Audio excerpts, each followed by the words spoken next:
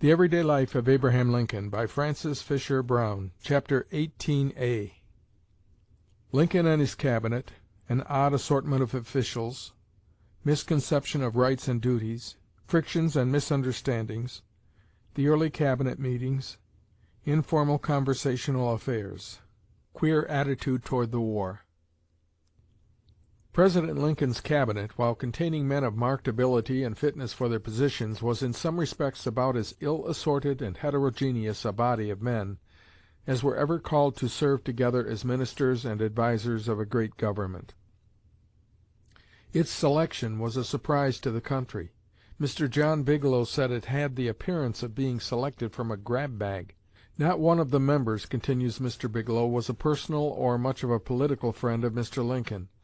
Not one of them had ever had any experience or training in any executive office except Wells of Connecticut, if he could be claimed as an exception because of having served 3 years in a bureau of the Navy in Washington. Of military administration, still less of actual war, no member knew anything by experience. The heads of the two most important departments, the Secretaries of State and the Treasury, were both disappointed candidates for the chair occupied by Mr. Lincoln.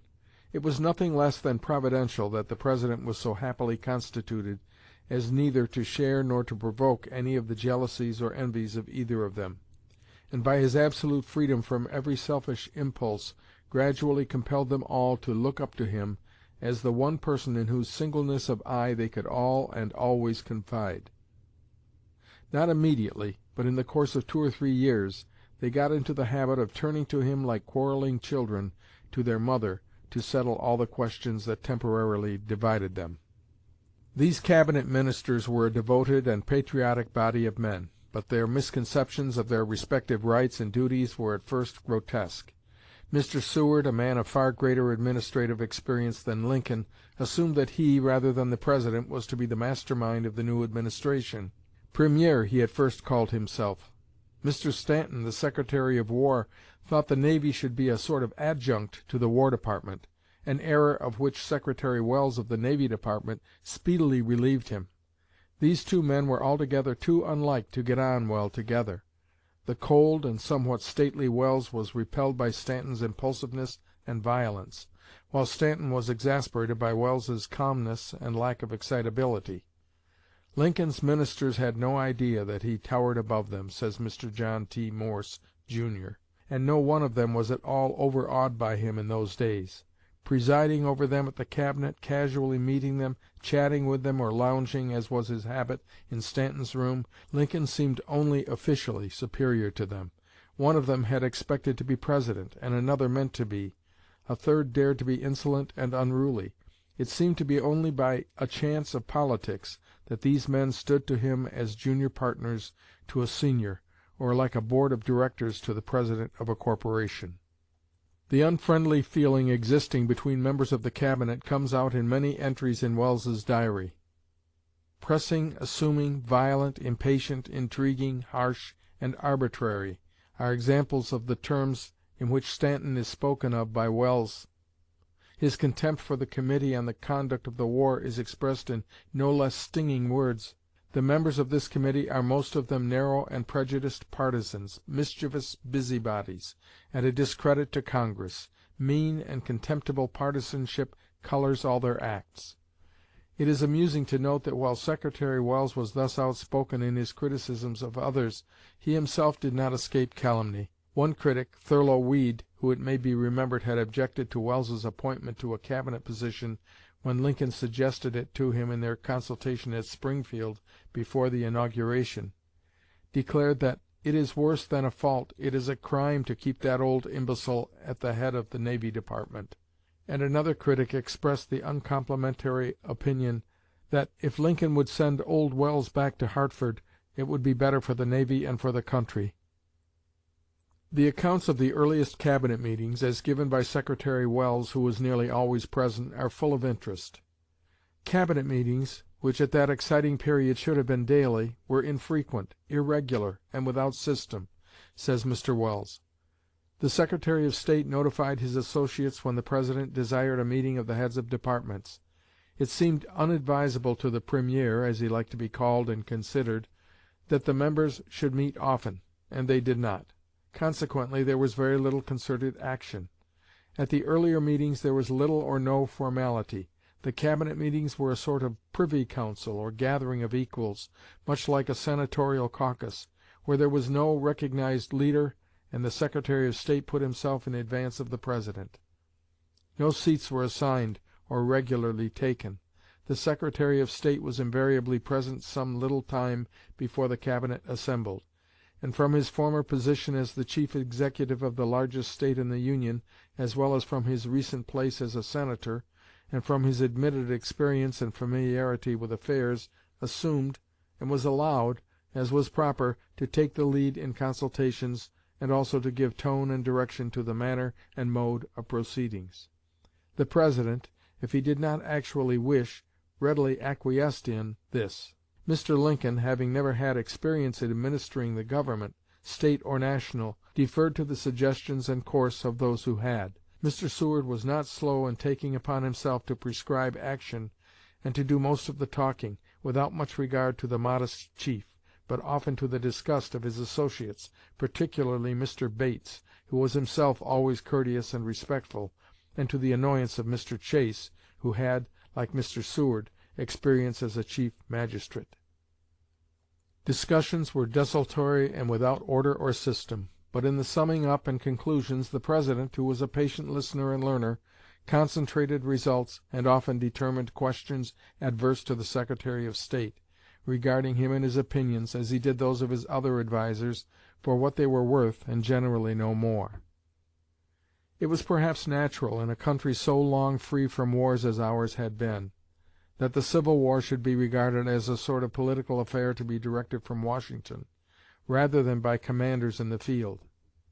For the first year or so, the feeling was quite general that military affairs should be directed by Congress, acting through its Committee on the Conduct of the War, and by the Secretary of War, who complained bitterly that he was not allowed to assume control of military movements, and that his plans were thwarted by McClellan, whom he especially hated.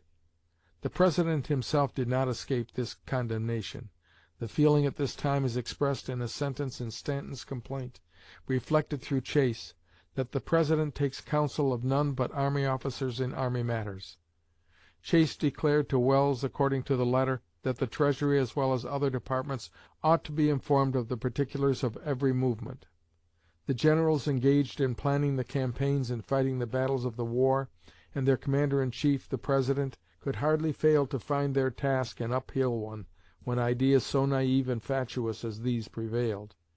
It is no wonder that General Grant recorded in his memoirs the opinion that the great difficulty with the Army of the Potomac during the first year of the war was its proximity to Washington, that the conditions made success practically impossible, and that neither he nor General Sherman, nor any officer known to him, could have succeeded in General McClellan's place under the conditions that then existed.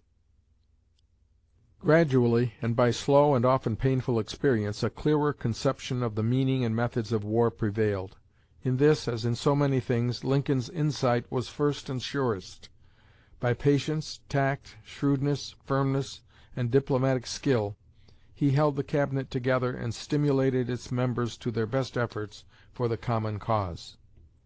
But the personal frictions and dissensions in the Cabinet, and the more or less meddlesome attitude of leaders in the Senate and the House, at times sorely tried the strength and patience of the harassed President, compelling him to act the part of peacemaker, and sometimes of judge and arbiter as well. At one time Secretary Stanton threatened to resign, and Chase declared that in that case he should go with him. Stanton and Welles were in frequent antagonism, Welles stating in his diary that Stanton assumed, or tried to assume, that the Navy should be subject to the direction of the War Department. Seward was meddlesome toward other departments, runs to the President 2 or 3 times a day, wants to be Premier, etc., says Welles.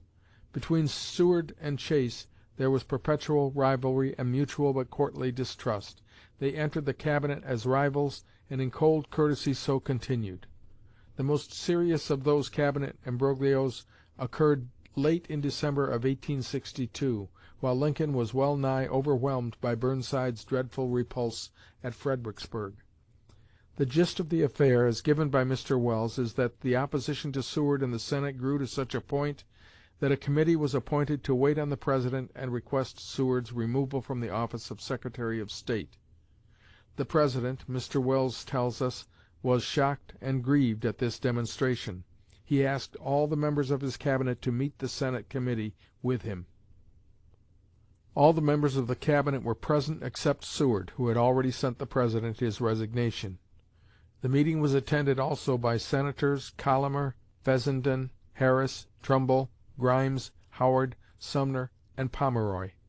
The President, says Mr. Welles, opened the subject for which the meeting was called, taking a conciliatory tone toward the Senators, and requesting from each in turn an expression of opinion as to the wisdom of dropping Seward from the Cabinet. Most of them were strongly of the opinion that Seward ought to go. The President presented his own views, which were, in effect, that it would be a mistake to let Seward leave the Cabinet at that particular time. He managed his own case, says Mr. Welles, speaking freely and showing great tact, shrewdness, and ability. The meeting continued until nearly midnight, and the matter was left still in the President's hands. The next morning Mr. Welles called early at the White House and found Lincoln practically decided not to accept Seward's resignation, saying that it would never do to take the course prescribed by the Senators, that the Government would cave in, it could not stand, would not hold water, the bottom would be out, etc. He requested Welles to go at once to Seward and ask him not to press his resignation. Lincoln's intuitional mind seemed at once to connect Secretary Chase with the attack on Seward. Before Welles left the room, the President rang a bell and directed that a message be sent to Chase requesting him to come at once to the White House. When Welles returned from his interview with Seward, who readily promised to withdraw his resignation at the President's request, he found both Chase and Seward waiting for the President. The latter soon came in, and his first words were to ask Welles if he had seen the man, to which Welles answered that he had, and that he assented to what had been asked of him. The dramatic scene that followed is thus described by Mr. Welles in his diary. The President turned to Chase and said, "I sent for you, for this matter is giving me great trouble." Chase said he had been painfully affected by the meeting last evening, which was a total surprise to him, and after some not very explicit remarks as to how he was affected, informed the President that he had prepared his resignation of the office of Secretary of the Treasury. "Where is it?" said the President quickly, his eye lighting up in a moment. "I brought it with me," said Chase, taking the paper from his pocket. "I wrote it this morning." "Let me have it," said the President, reaching his long arm and fingers toward Chase, who held on, seemingly reluctant to part with the letter, which was sealed, and which he apparently hesitated to surrender. Something further he wished to say, but the President was eager and did not perceive it, and took and hastily opened the letter. "This," he said, looking toward me with a triumphant air, "cuts the Gordian knot. I can now dispose of this subject without difficulty. I see my way clear." Chase sat by Stanton, fronting the fire, the President beside the fire, his face toward them, Stanton nearest him. I was on the sofa near the east window. "Mr. President," said Stanton with solemnity, "I informed you day before yesterday that I was ready to tender you my resignation. I wish you, sir, to consider my resignation at this time in your possession." "You may go to your department," said the President. "I don't want yours. This," holding out Chase's letter, "is all I want. This relieves me. My way is clear. The trouble is ended. I will detain neither of you longer." We all rose to leave, concludes Mr. Welles. Chase and myself came downstairs together. He was moody and taciturn. Someone stopped him on the lower stairs, and I passed on. A few days later the President requested both Seward and Chase to withdraw their resignations and resume their duties. This was done, and the trouble was ended for the time. Both Secretaries had got their lessons, and profited by them. By the exercise of tact and patience, with firmness and decision when required, the President had let it be known that he was the head and chief of the administration. Next to the President, it was not Secretary Seward, the Premier as he wished to be regarded, but the War Secretary Stanton, who was the master-mind of the Cabinet. He was the incarnation of energy, the embodiment of patriotic zeal. With all his faults of temper and disposition, he was a man of singular fitness for the responsible position he occupied, and his services to the Government can hardly be overestimated. He had been a Democrat, a member of Buchanan's Cabinet, and was, says Dr. Holland, the first one in that Cabinet to protest against the downright treason into which it was drifting. He was a man of indomitable energy, devoted loyalty, and thorough honesty. Contractors could not manipulate him, traitors could not deceive him. Impulsive, perhaps, but true; willful, it is possible, but placable; impatient, but persistent and efficient, he became at once one of the most marked and important members of the Cabinet. Lincoln and Stanton together were emphatically a strong team. Stanton was not a member of Lincoln's first Cabinet, but came into it at the beginning of 1862 in place of Simon Cameron, who had just been appointed Minister to Russia.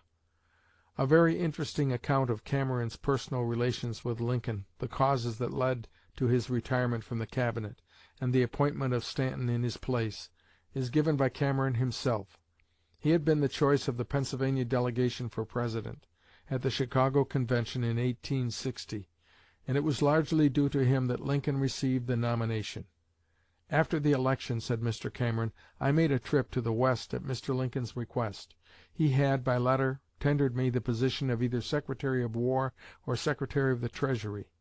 But when I went to see him he said that he had concluded to make Mr. Seward Secretary of State, and he wanted to give a place to Mr. Chase. 'Salmon P. Chase,' said he, 'is a very ambitious man.' 'Very well,' said I, 'then the War Department is the place for him. We are going to have an armed conflict over your election, and the place for an ambitious man is in the War Department. There he will have lots of room to make a reputation.' These thoughts of mine, that we were to have war, disturbed Mr. Lincoln very much, and he seemed to think I was entirely too certain about it. Finally, when he came to make up his Cabinet, doubtless remembering what I had said about the War Department, he appointed me Secretary of War."